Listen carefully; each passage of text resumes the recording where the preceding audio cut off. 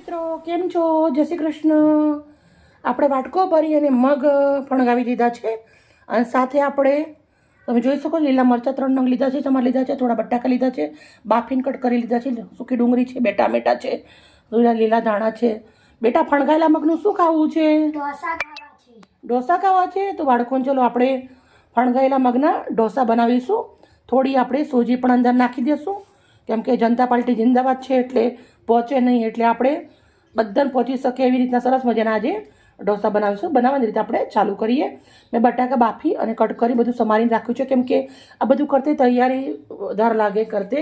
તો મેં 8 કલાક મગને હતું તો પલાળી દીધા હતા ને 8 કલાક મેં પોટકીના અંદર બાંધ્યા છે. 16 કલાકના અંદર મગ આપણે સરસ મજાના આવી રીતના ફણગા નીકળી ગયા છે. તો બનાવવાની રીતે આપણે ચાલુ કરીએ. જાર લેવાનું છે, એના અંદર આપણે મગ નાખવાના છે. હું 2 વાર અડધા અડધા કરી અને મગને પીસીસ. અડધી વાટકી પાણી નાખી દઈશું. હવે આપણે આને પીસી લેશું.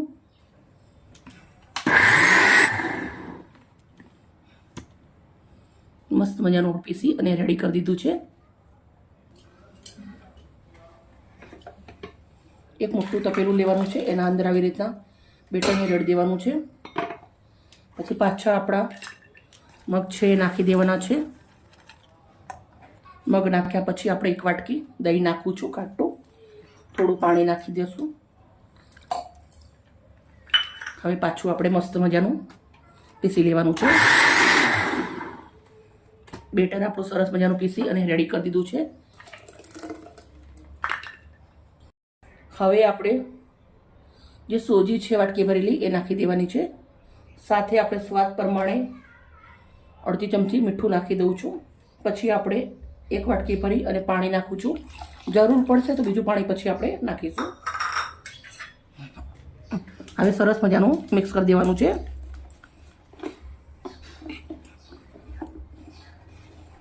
સોજી છે ફૂલશે એટલે આપણે પાણીની જરૂર તો પડવાની જ છે, પણ આપણે જ્યારે બનાવવાનું ચાલુ કરીએ ને ત્યારે આપણે પાણી જરૂર પડશે તો નાખશું.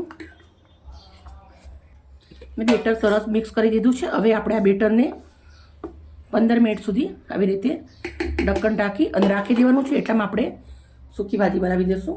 એક ખાંડલી લીધી છે, 1 ચમચા એટલું સિંગ તેલ નાખું છું. તેલને ગરમ થવા દેશું. તેલ આપણું ગરમ થઈ ગયું છે. થોડી અંદર રાઈના દાણા નાખું છું. રાઈ ટાટકી ગઈ છે. જીરું નાખી દઉં છું. 2 લસણની કળી નાખી દઉં છું. તેજપાન, 3 નંગ લાલ મરચાં, લીલા મરચાં,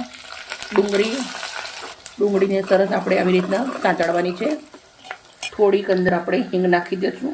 પછી આપણે ટામેટાં નાખી દેવાના છે. ટામેટાને પણ સરસ શેકી લેવાના છે. ટામેટા આપણા સરસ મજાના શેકાવા આવી ગયા છે. હવે આપણે અંદર નાખી દેવાનું છે બટાકા સમારેલા. પછી આપણે નાખવાનું છે અંદર 1 ચમચી મોટી ભરી લાલ મરચું, અડધી ચમચી હળદર ને અડધી ચમચી મીઠું. પછી નાખી દેવાના છે લીલા ધાણા વાટકી ભરીને. હવે આપણે આને ભાજીને મસ્ત મિક્સ કરી દેવાની છે.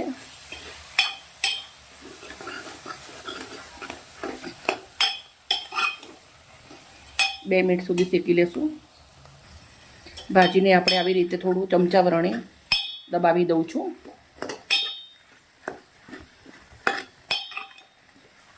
મિત્રો ગરમી બહુ છે ને, કેમેરો પણ તપી જાય છે એટલે બહુ જ મહેનત કરું છું. પ્લીઝ એક લાઈક કરી દેજો વિડીયોને.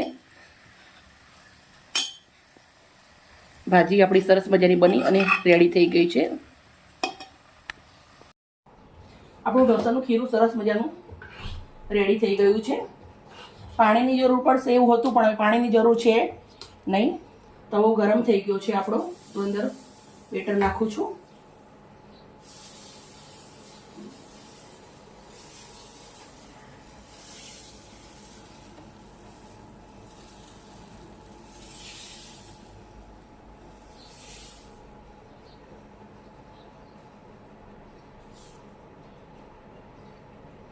હવે આપણે સરસ મજાનું શેકાવા દઈશું.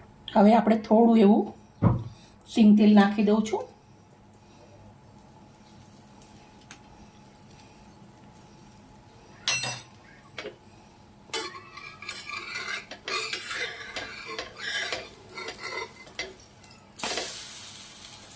બંને બાજુ થોડું થોડું શેકી લેશું આપણે.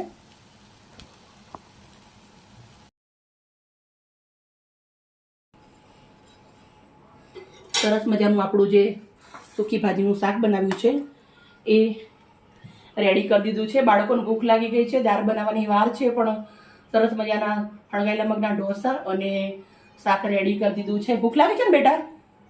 હા. મિત્રો, મેં બાળકો માટે જમવાનું બનાવી અને રેડી કરી દીધું છે. પ્લીઝ મારી વિડીયો સારી લાગે તો પ્લીઝ મને એક લાઈક કરજો. બાળકો માટે આવું જરૂરથી બનાવજો. Bye bye. જય શ્રી કૃષ્ણ.